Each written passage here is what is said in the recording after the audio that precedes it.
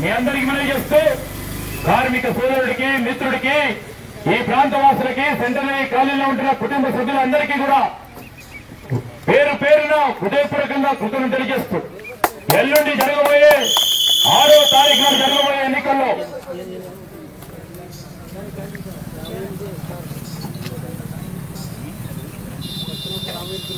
ఈరోజు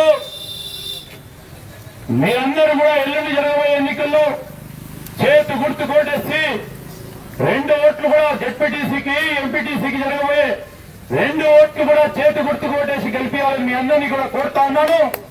ఇంకో ప్రధానమైన కార్యక్రమం, ఈ కాంగ్రెస్ ప్రభుత్వం ఉన్నంత వరకు మన తెలంగాణ రాష్ట్రంలో మరి సింగరేణి సంస్థను ప్రైవేటీకరణ చేయ కార్యక్రమం ఎవరు కూడా చేస్తున్నది మనం చేస్తాము. అదేవిధంగా మరి వివిధ కుల సంఘాలకు సంబంధించిన మిత్రులు వారి వేరి కోరికలు కోరటం జరిగింది, వాటి విషయంలో ప్రస్తావన చేయడం జరిగింది.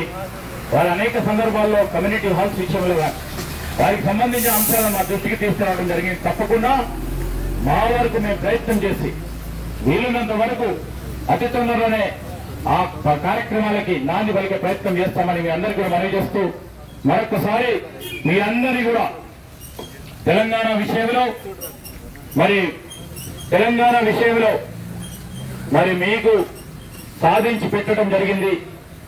ఈనాటి నుంచి ఇక్కడున్న సింగరేణి కార్మికులు సోదరులు ఆలోచనపరమైన వ్యక్తులు మీరందరూ కూడా కాంగ్రెస్ పార్టీ తరఫున నిలబడి మీ అందరి మద్దతు పలుకుతారని మీ అందరినీ కూడా కోరుతూ మరి మా సోదరులు చెప్తున్న రామగిరి కిలకు సంబంధించిన రోడ్డు 2 కోట్ల రూపాయలతో విస్తీర్ణత చేస్తా ఉన్నామని, ఇలాంటి ఎన్నో కార్యక్రమాలు చేస్తా ఉన్నాం. ఈరోజు విద్యాలయాలు విద్యా కేంద్రంగా ఇది డెవలప్ అవుతా ఉంది.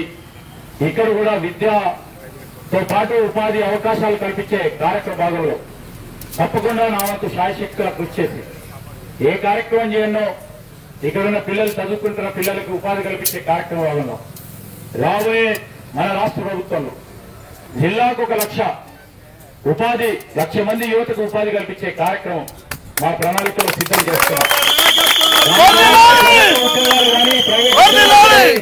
స్వయం ఉపాధి కార్యక్రమాలు చేసే ప్రయత్నం చేయబోతా ఉన్నాం. అతి త్వరలో మేనిఫెస్టో కూడా రిలీజ్ కాబోతా ఉంది. దానికి సంబంధించిన అమలులో ఒక ప్రత్యేకమైన కార్యాచరణను తీసుకుని ముందుకెళ్తామని మీ అందరికీ మనవి చేస్తూ కార్మిక సోదరులకి మిత్రులకి కాంగ్రెస్ పార్టీ శ్రేణులకి అందరి సోదరులందరికీ కూడా హృదయపూర్వక కృతజ్ఞతలు తెలియజేస్తూ సెలవు తీసుకుంటాను.